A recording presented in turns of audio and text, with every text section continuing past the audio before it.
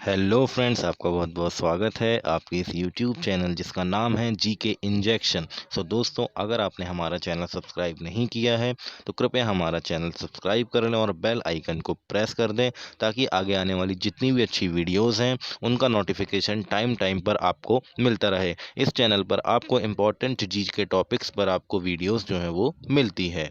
ठीक है, जो हम करने वाले हैं आज करने वाले हैं दोस्तों हम इम्पॉर्टेंट 25 जीके क्वेश्चन जो कि आपके सभी कॉम्पिटिटिव एग्जाम्स के लिए बहुत ही ज़्यादा महत्वपूर्ण हैं।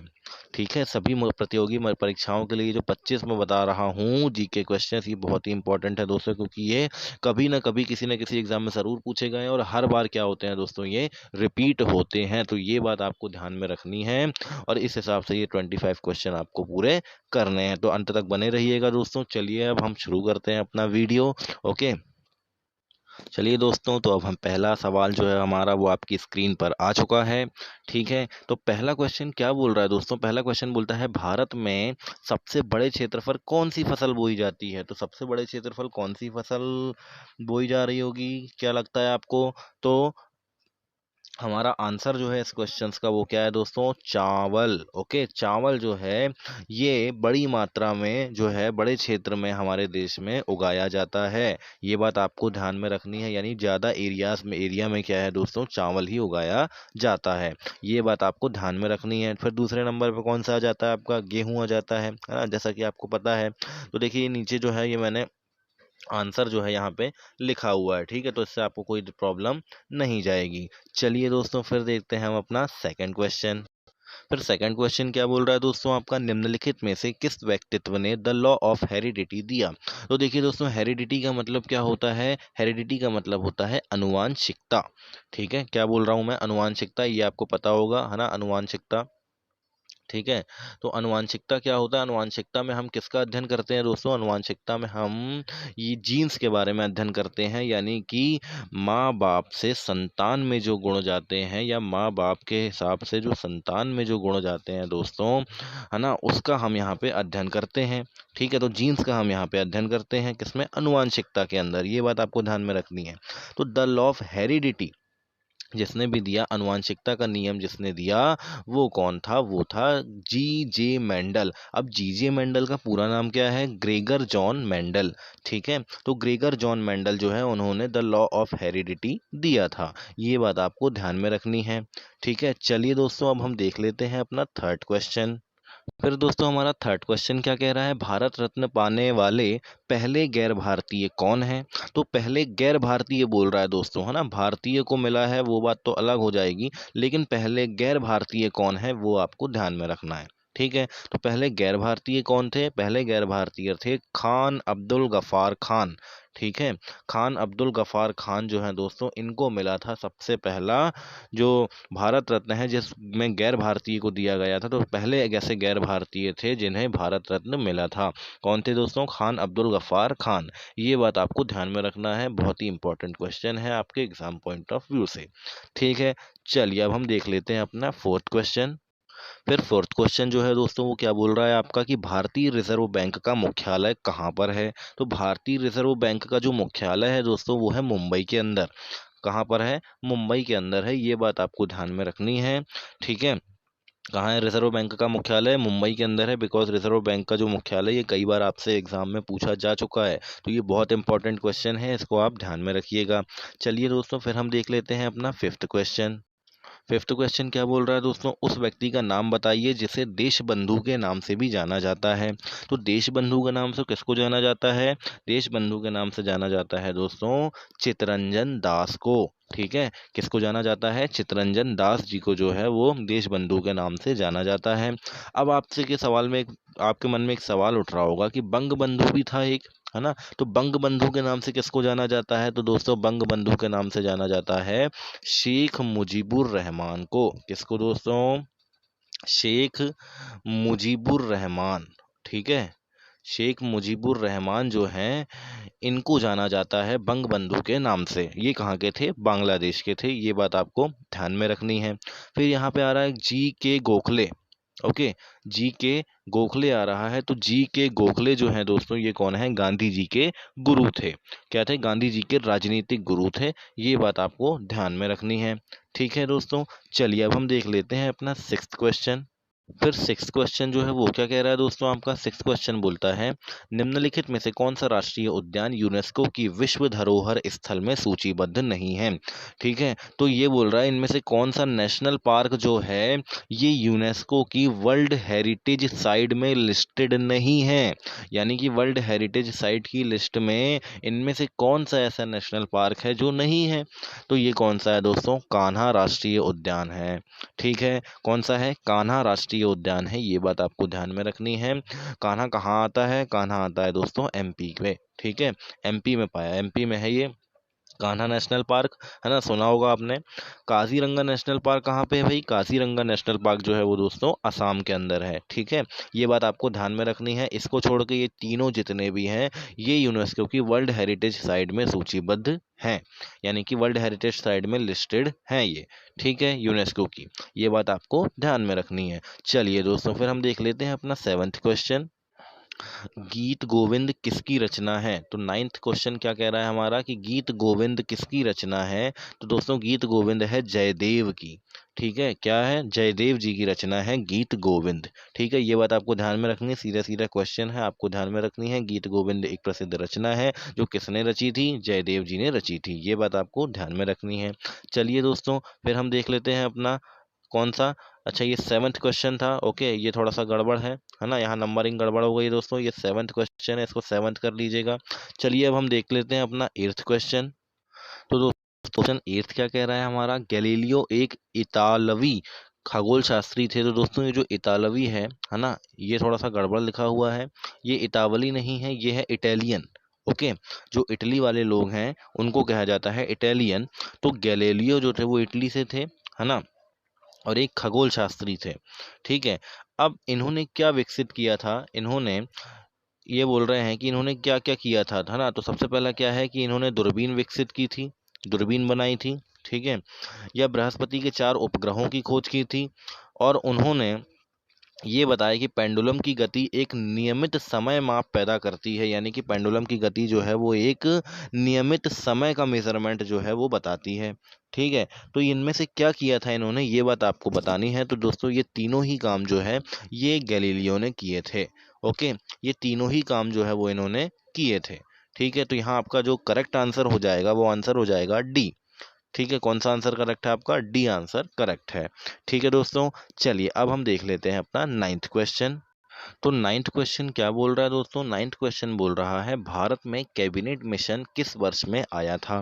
ठीक है, आपको मालूम है कैबिनेट मिशन के तहत ही हमें क्या दी गई थी, इंडिपेंडेंस दी गई थी। ओके, जो कब आया था दोस्तों, 1946 में आया था। ये बात आपको ध्यान में रखनी, कई बार आपसे पूछ लिया जाता है कि कैबिनेट मिशन कब आया था, यानी कि किस सन में आया था। तो 1946 में आया था, और हमको इंडिपेंडेंस कब मिली थी, 1947 में मिली थी। तो ये कभी कभी बच्चों में मिसकॉन्सेप्शन हो जाता है कि अगर हमें इंडिपेंडेंस मिली थी 1947 को तो कैबिनेट मिशन जो है वो भी 1947 में ही आया होगा। तो ऐसा नहीं है, 1946 में कैबिनेट मिशन आया था, क्योंकि लेबर पार्टी की सरकार जो है वो कहाँ बनती है, ब्रिटिश में बन जाती है, यानी कि ब्रिटेन में बन जाती है।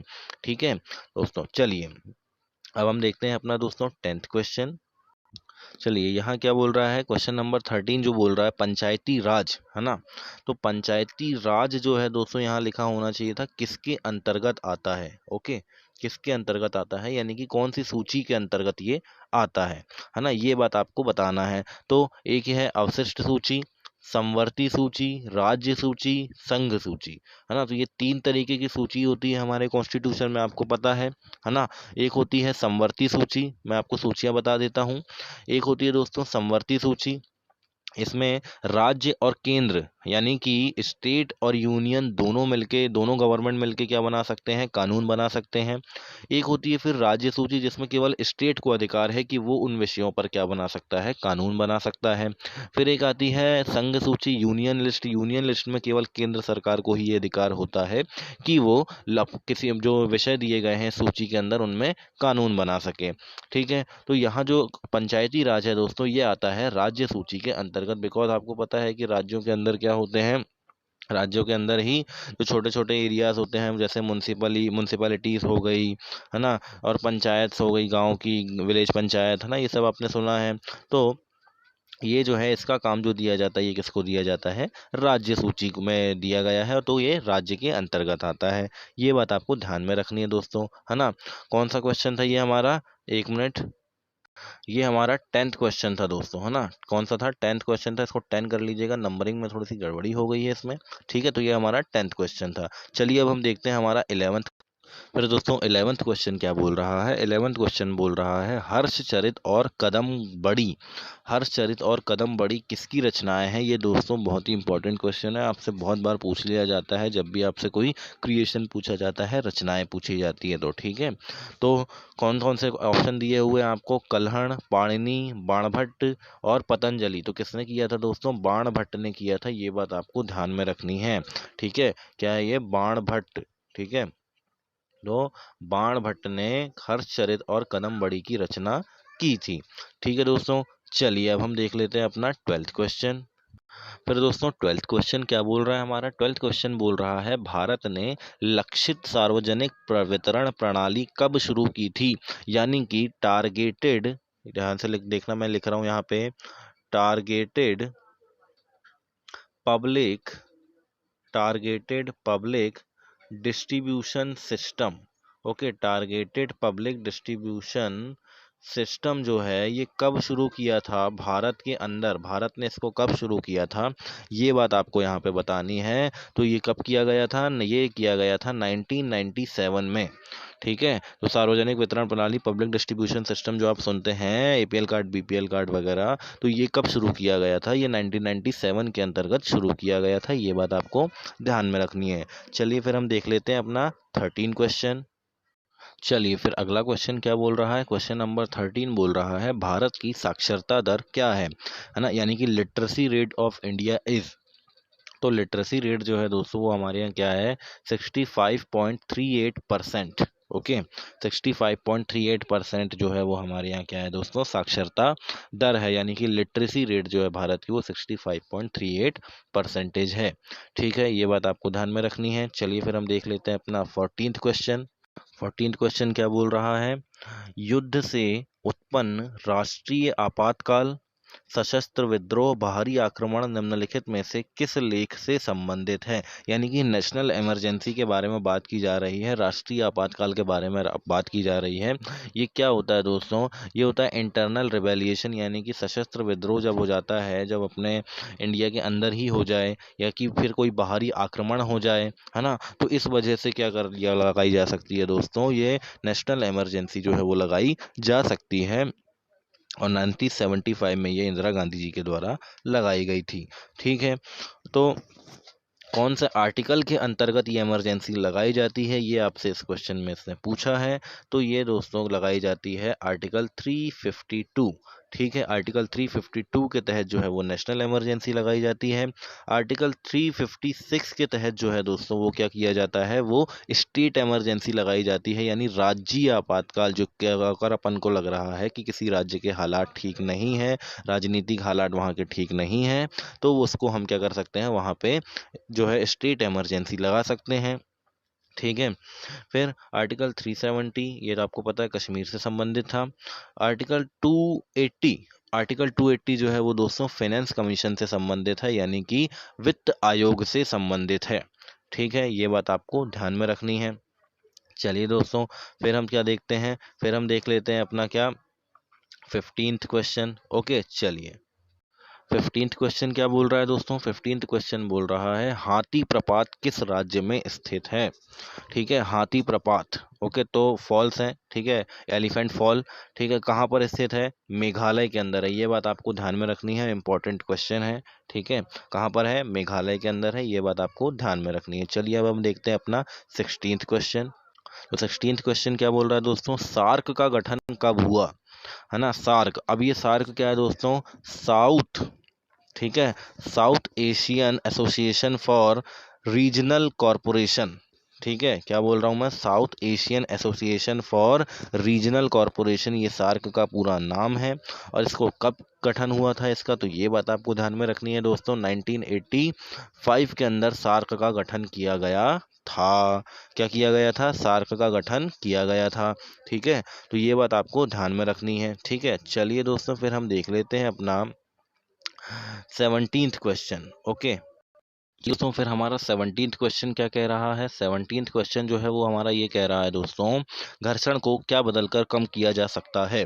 ठीक है, तो घर्षण को क्या बदलकर कम किया जा सकता है दोस्तों, घर्षण को रोलिंग के बदलाए अगर हम स्लाइडिंग दे दें, ठीक है, रोलिंग के बदले अगर हम उसको स्लाइडिंग दे दें तो इसको क्या किया जा सकता है दोस्तों, घर्षण को रिड्यूस किया जा सकता है। मैंने इंग्लिश के लिए भी यहाँ पे अपने लिए इंग्लिश में भी क्वेश्चन लिखा हुआ है, a friction can be reduced by changing from sliding to rolling. Okay, तो स्लाइडिंग से रोलिंग में भी अपन अगर उसको चेंज कर दें तो क्या किया जा सकता है दोस्तों, फ्रिक्शन को कम किया जा सकता है। ठीक है, ये बात आपको ध्यान में रखनी है। चलिए दोस्तों फिर हम देख लेते हैं अपना 18th क्वेश्चन। अब दोस्तों 18th क्या बोल रहा है हमारा, एशियान, है ना, एशियान का मुख्यालय कहाँ है, तो इसका फुल फॉर्म क्या है, सबसे पहले तो वो जान लीजिए, a association for South East Asian nations. Okay, क्या बोल रहा हूँ मैं, association of South East Asian nations. Okay, तो आपके जितने भी साउथ ईस्ट वाले जो अपने कंट्रीज हैं सारे, है ना, ये सब इसमें आते हैं। ठीक है, ये सब इसके सदस्य हैं, ये बात आपको ध्यान में रखनी है। ओके, ये जो है दोस्तों, ठीक है, यहाँ पे ये जो ऑप्शन है ये थोड़ा सा गड़बड़ हो चुका है, बाकी के ये 3 ऑप्शंस में आपको बताना है कि कौन सा है। तो एशियान का जो मुख्यालय है, एशियान का जो आपका मुख्यालय है दोस्तों, है ना, जो हेडक्वार्टर है वो कहाँ पर है, वो है जकार्ता के अंदर। कहाँ पे है दोस्तों, जकार्ता के अंदर इसका हेडक्वार्टर है, ये बात आपको ध्यान में रखनी है। ठीक है, चलिए फिर हम देख लेते हैं अपना 19th क्वेश्चन। 19th क्वेश्चन क्या बोल रहा है दोस्तों, किस नदी को दक्षिण की गंगा भी कहा जाता है ना, तो दक्षिण की गंगा किसको कहा जाता है, दक्षिण की गंगा कावेरी को कहा जाता है। ठीक है, किसको कहा जाता है दोस्तों, कावेरी को दक्षिण की गंगा कहा जाता है, यानी साउथ में जितनी नदियां बहती है उसमें से कावेरी जो नदी होती है उसको हम क्या बोलते हैं, दक्षिण भारत की गंगा। ओके, साउथ की हम उसको गंगा कहते हैं, ये बात आपको ध्यान में रखनी है दोस्तों। चलिए अब हम देख लेते हैं अपना 20th क्वेश्चन। 20th क्वेश्चन क्या बोल रहा है आपका, film and TV institute of India कहाँ पर है। ओके, तो film and TV institute of India जो है वो पुणे के अंदर है, महाराष्ट्र में। ठीक है, ये बात आपको ध्यान में रखनी है, महाराष्ट्र के पुणे में जो है film and TV institute of India क्या है, स्थापित है। ठीक है दोस्तों, चलिए फिर हम देख लेते हैं अपना 21st क्वेश्चन। 21st क्वेश्चन क्या बोल रहा है दोस्तों, 21st बोल रहा है, निम्नलिखित में से किस समाचार पत्र की स्थापना महात्मा गांधी ने दक्षिण अफ्रीका में 1903 में की थी, यानी 1903 में, 1903 में दोस्तों महात्मा गांधी ने एक समाचार पत्र की स्थापना की थी, कहाँ पर, साउथ अफ्रीका के अंदर, यानी कि दक्षिण अफ्रीका में। तो वो कौन सी थी ये आपको बताना है, तो इंडियन ओपिनियन के नाम से वो समाचार पत्र था दोस्तों, बहुत बार पूछा गया है, बहुत ही इंपॉर्टेंट क्वेश्चन है, तो ये आपको बिल्कुल रट जाना चाहिए। ठीक है, चलिए फिर हम देखते हैं अपना 22nd क्वेश्चन। 22nd क्वेश्चन क्या बोल रहा है, भारत के राष्ट्रपति बनने से पहले किसे भारत रत्न पुरस्कार मिला था, मतलब भारत के राष्ट्रपति बनने से पहले ही उनको भारत रत्न पुरस्कार मिल चुका था। तो ये कौन थे दोस्तों, ये बात आपको ध्यान में रखनी है, तो ये थे जाकिर हुसैन। ओके, डॉक्टर जाकिर हुसैन जो थे, इनको राष्ट्रपति बनने से पहले ही क्या मिल गया था, इनको राष्ट्रपति बनने से पहले ही भारत रत्न पुरस्कार मिल चुका था। ठीक है, ये बात आपको ध्यान में रखनी है, और डॉक्टर राजेंद्र प्रसाद हमारे देश के पहले राष्ट्रपति हैं, ये आपको पता ही है। ठीक है, चलिए तो फिर अब हम देख लेते हैं अपना 23rd क्वेश्चन। 23rd क्वेश्चन क्या बोल रहा है दोस्तों, 23rd क्वेश्चन बोल रहा है कि लोकसभा का पहला स्पीकर कौन था, लोकसभा का पहला स्पीकर कौन था, तो आप सभी को पता है जीवी मावलंकर। ओके, जीवी मावलंकर जो थे ये लोकसभा के पहले हमारे स्पीकर बने थे। ठीक है, चलिए फिर हम देख लेते हैं अब 24th क्वेश्चन। तो 24th क्वेश्चन क्या बोल रहा है दोस्तों, भारत का सबसे बड़ा कॉफी उत्पादक राज्य कौन सा है, यानी कि सबसे ज़्यादा अगर हमारे स्टेट्स की बात करें तो सबसे ज़्यादा कॉफ़ी किस स्टेट में होती है इंडिया के अंदर, तो कौन सा है दोस्तों, ये है कर्नाटका। ठीक है, क्या है, कर्नाटका में कॉफ़ी सबसे ज़्यादा होती है, उसके बाद असम में मिलती है ना, उसके बाद फिर अगर बाकी राज्यों की बात करें तो वो आते हैं। ठीक है, तो कर्नाटक में सबसे ज़्यादा कॉफ़ी जो है वो उसका खेती की जाती है, ये बात आपको ध्यान में रखनी है। चलिए अब हम देख लेते हैं अपना 25th क्वेश्चन। ओके दोस्तों, फिर हमारा 25th क्वेश्चन जो है वो क्या कह रहा है, वो कह रहा है मदर टेरेसा ने नोबल शांति पुरस्कार कब जीता। यानी कि मदर टेरेसा जी को नोबल शांति पुरस्कार कब मिला था, ये आपको बताना है। तो इनको नोबल शांति पुरस्कार जो मिला था वो मिला था 1979 के अंदर। कब मिला था, 1979 के अंदर इनको शांति के लिए नोबेल पुरस्कार दिया गया था। ठीक है, तो ये बात आपको ध्यान में रखनी है। तो ये थे दोस्तों अपने 25 बहुत ही most important question. I hope कि आपको वीडियो पसंद आया होगा। तो दोस्तों, अगर आपने हमारा चैनल सब्सक्राइब नहीं किया है तो कृपया हमारा चैनल सब्सक्राइब कर लें, वीडियो को लाइक कर लें और ज़्यादा से ज़्यादा शेयर करें। ठीक है दोस्तों, और भी बाकी अच्छी वीडियोस मैंने अपने चैनल में डाली हुई है, तो उसको में भी आप एक बार देख लीजिएगा, आपको बहुत ज़्यादा हेल्प मिल जाएगी। ठीक है दोस्तों, चलिए ओके, धन्यवाद आपका।